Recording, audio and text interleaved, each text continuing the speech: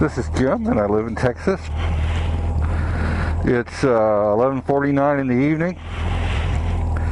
My circadian rhythm is ruined. I had to get up at 10 to 5 to take my wife to the airport for an early morning flight. Then I went to work real early. Got tired, came home about 5, fell asleep, slept till about 7.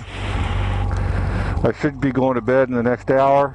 I'm wide awake, so I thought I'd make a little short ride to nowhere, just because I hadn't ridden my bike in a week or so. So let's just do a random ride here in Texas.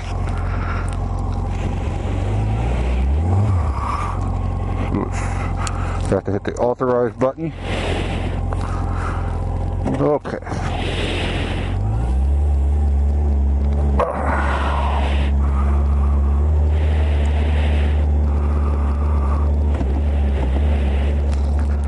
Yeah, I forgot the authorized button. I only use the paddle shifter, never the foot shifter.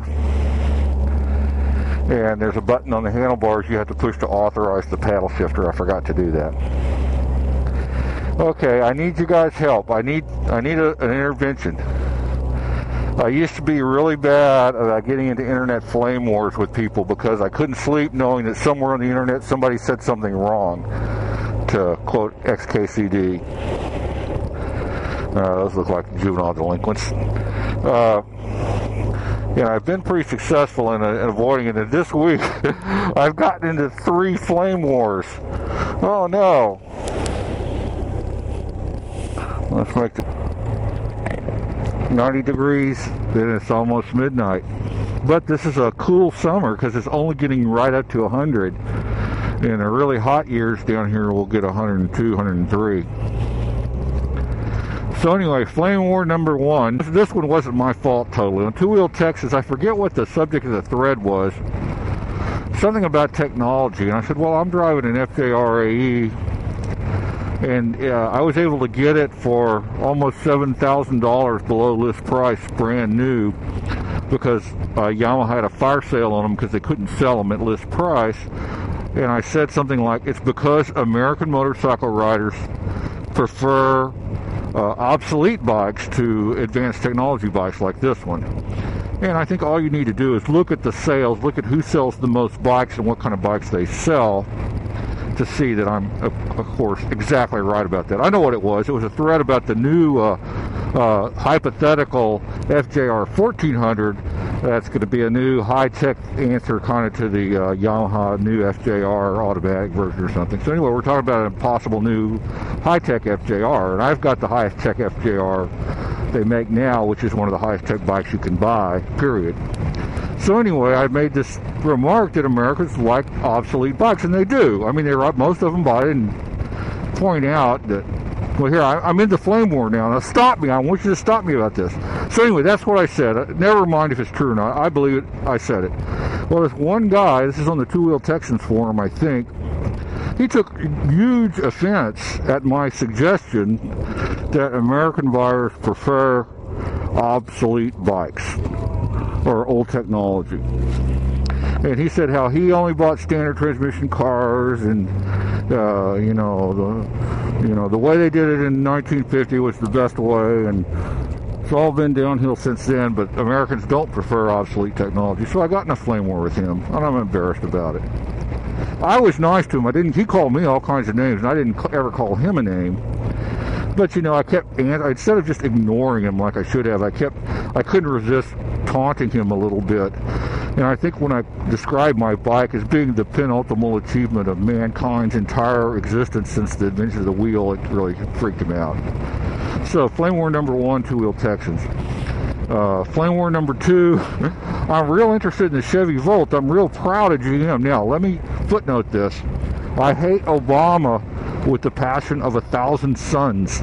So don't chalk me up as some kind of environmental hippie guy, but I really think the Chevy Volt is a breakthrough. Toyota said the Volt was impossible. that you could not make a practical range extended pure electric car that could drive 300 miles with a range extended internal combustion engine just to charge the battery. Well, GM has done that, and looks like it's going to be a wild success. I've seen stories of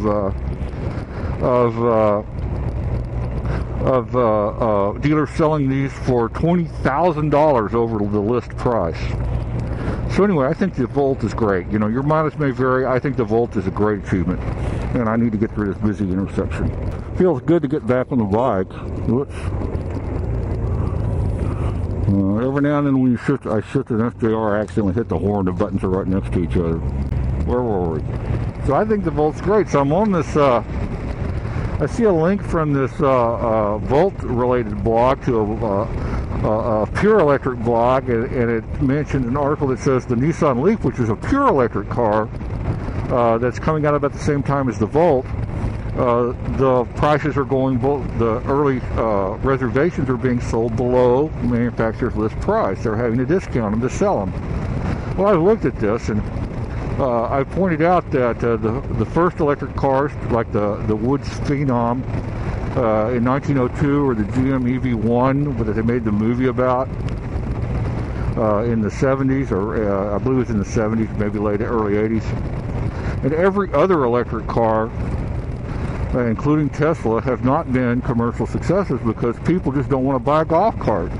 That's all any pure battery car is a golf cart. So anyway, I put this on this Nissan Leaf, and I say, Nissan Leaf is great for a small segment of people who just need an air-conditioned golf cart, but it's not going to sell very well because nobody, especially in America, you know, they can't have a golf cart as their car. We just can't do it. Well, so that's an international forum, it turns out. So, you know, all the America haters came and jumped on me and called me a tool of the big oil companies. Yeah. So anyway, they're calling me this right-wing wacko, and I listen too much to Rush Limbaugh. The thing that's ironic about it is I'm in a third flame war on a very conservative blog, Urban Grounds, in Austin, who's a friend of mine. His name's Robbie Cooper, runs it. It's a very right-wing blog. He posted an anti-Volt screed because that's Rush Limbaugh has been knocking down the Volt because Obama likes the Volt, and in Rush's and Robbie's world, if Obama likes it, it must suck. Well, the problem with that is they didn't understand that the Volt's not a pure. The Volt can go 300 miles because it goes 40 or 50 miles on electricity, and then as the battery runs down and a battery charging motor kicks in, the same technology they use in locomotives, basically, and charges the battery back up while you're going, so you can go 300 miles, not just 50. So anyway, on this right-wing wacko blog, I'm getting in a flame war with these right-wingers because I like the Volt, and then on this left-wing blog, I'm getting in a flame war because I like the Volt, and these guys want nothing. They don't want anything with petroleum. They only want pure electricity. So, and then to cap off, just now, right before I took this ride, More Death 13 posted a video, and it's Canadians and Americans and racism. Yes. And I said to myself, Jim, don't even watch that. You know that he's just a smart-ass young kid. He's a nice guy at heart. He's got a lot of problems, and he's just going to say something that's going to piss you off. Don't watch it. Well, of course I watched it. And here's More Death's theory. And Canada is the land of happy bunnies. Now, first of all, Canadian friends, I know I got some Canadian viewers. I love Canada. I've been to Canada a number of times. If I could own a condo in Vancouver and stay there in the summer, I'd do it. It's a wonderful country. Don't get me wrong. This is not an anti-Canada screed.